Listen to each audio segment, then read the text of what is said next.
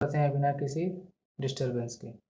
पिछले वीडियो में हम लोगों ने पढ़ा था कि ड्रग टारगेटिंग कैसे होती है, यानी कि जो हमारा हमने पिछले वीडियो में पढ़ा था कि टारगेटेड ड्रग डिलीवरी सिस्टम कैसे होती है।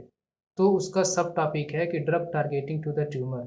ये बहुत क्वेश्चन पूछा जाता है हमारे एमफार्म में कि जो ट्यूमर होते हैं, जो कैंसरस सेल होते हैं, उनके ऊपर अपने ड्रग की टारगेटिंग कैसे करेंगे।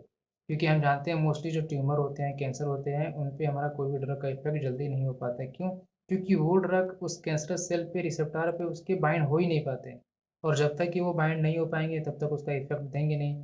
तो इस केस में क्या होती है, जो कन्वेंशनल ड्रग पहले आती थी कैंसर के लिए, उस केसेस में ना लिगेंड होते थे, तो वो लिगेंड जब ड्रग में होते नहीं थे तो वो अपने रिसेप्टर पे जाके बाइंड हो नहीं पाते थे, तो उसकी तरफ की दवा की जो थेरापेटिक इफेक्ट थी वो कम हो जाती थी और बायोबिलिटी कम हो जाती थी। इस वजह से हमारा टारगेटेड ड्रग सिस्टम बनाया गया ताकि ये एक एडवांस टेक्नोलॉजी है।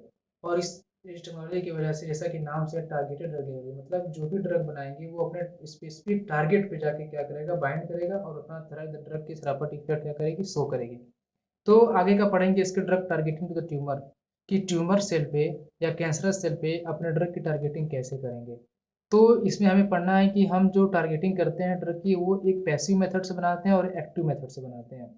पैसिव मेथड में कुछ नहीं होता। पैसिव मेथड में जो भी हम ड्रग को इनकॉर्पोरेट करेंगे, वो ड्रग हम किस में देंगे, इनएक्टिव ड्रग में देंगे, इनएक्टिव फॉर्म में देते हैं। और ये ड्रग जैसे ही जाके कैंसर सेल पे बाइंड करती है, ड्रग अपने फिर से किस में चली जाती है, ड्रग अपने एक्टिव फॉर्म में चेंज हो जाती है। बस इसमें यही पढ़ना है और कुछ नहीं पढ़ना है।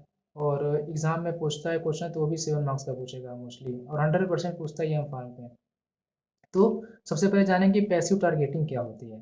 तो जैसा कि दिखा कि passive targeting can differentiate between the normal and tumour tissue and had advantage of direct permeation of tumour tissue. कह रहा है कि जो पैसिव टारगेटिंग है वो क्या करती है, डिफरेंशिएट करता है कि हमारा नॉर्मल या फिर हेल्दी सेल कौन से हैं और हमारे टिश्यू या फिर ट्यूमर टिश्यू कौन है या फिर कैंसर सेल कौन है। पैसिव टारगेटिंग दोनों को डिफरेंशिएट करती है। पहला हो गया drug administration passively in the form of prodrug और inactive form. When expose to tumour tissue it becomes highly active. हमने पहले बताया कि ड्रग जो एडमिनिस्टर करेंगे वो प्रोड्रग या फिर इनएक्टिव के फॉर्म में देंगे, और ड्रग जैसे ही अपने ट्यूमर टिश्यू पे जाके बाइंड होगा, ड्रग ऑटोमेटिकली किस में चला जाएगा, एक्टिव फॉर्म में चला जाएगा।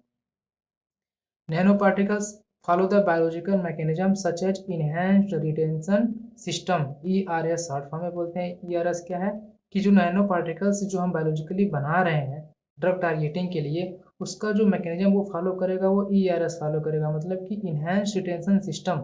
इन्हेंस मतलब ज़्यादा देर तक क्या करे, ड्रग हमारी वहाँ पे रिटेन करके रखे ताकि कैंसर सेल को ज़्यादा से ज़्यादा क्या कर सके, वो डैमेज कर सके। जो पैसिव टारगेटिंग की जो ड्रग रहेंगी उनका जो साइज होगी वो 100 नैनोमीटर से क्या हो जाएगी, कम रहेगी। और जो ड्रग एक्यूमुलेट होना चाहिए उस एरिया में, मतलब कि जो ट्यूमर है, ट्यूमर के अराउंड में या फिर ट्यूमर में हमारी ड्रग पूरी क्या होनी चाहिए, वहाँ पे एक्यूमुलेट होनी चाहिए।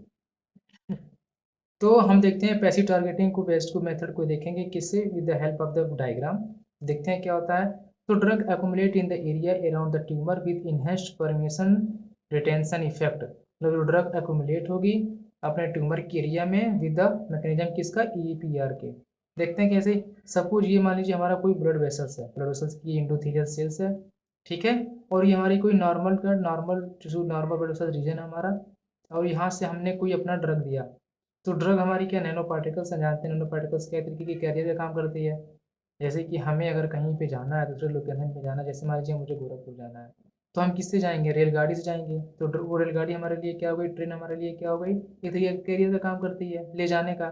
ऐसे ही सेम नैनो पार्टिकल्स भी क्या करते हैं, ड्रग को ले जाने का काम करते हैं। कहाँ पे, अपनी स्पेसिफिक टारगेट साइट पे। तो हमारे स्पेसिफिक टारगेट साइट यहाँ पर क्या है, ट्यूमर है।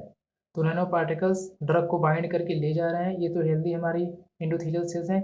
जैसे ही हमारा ये रीजन, ये हमारा टिश्यू का, हमारा ट्यूमर का रीजन है, ट्यूमर का रीजन हमारा ये। तो हमारे जो नैनो पार्टिकल्स हैं वो, उनके पास क्या है, वो कैरियर है, इनको पता है हमें जाके कहाँ बाइंड होना आती है। मोस्टली स्पेशली कहाँ पे जाके बाइंड करेंगे, अपने टारगेट साइट पे जाके बाइंड किया। और ट्यूमर टिश्यू रीजन है ये हमारा, यहाँ पे नैनो पार्टिकल क्या होंगे, एक्यूमुलेट होंगे। ठीक है, ठीक है। तो सेकेंड फिगर हम देखेंगे कि ये मान लीजिए हमारा कोई नॉर्मल टिश्यू है, ठीक है, और ये हमारा ट्यूमर का रीजन है, ठीक। तो ये हमारी क्या है, ब्लड वेसल्स है, एंडोथेलियल सेल्स है, ब्लड वेसल्स की एंडोथेलियल सेल्स है, लाइनिंग हमारी एंडोथेलियल की लाइनिंग है। जो हमारी फ्री ड्रग है, ये ड्रग हमारी देखिए इंडोथेलियल में हमारी ब्लड वेसल्स में क्या करें, घूम रही है। तो जैसे ही ये देखेंगे नॉर्मल टिश्यू, ये ड्रग यहाँ पे बाइंड ही नहीं होगी। क्यों?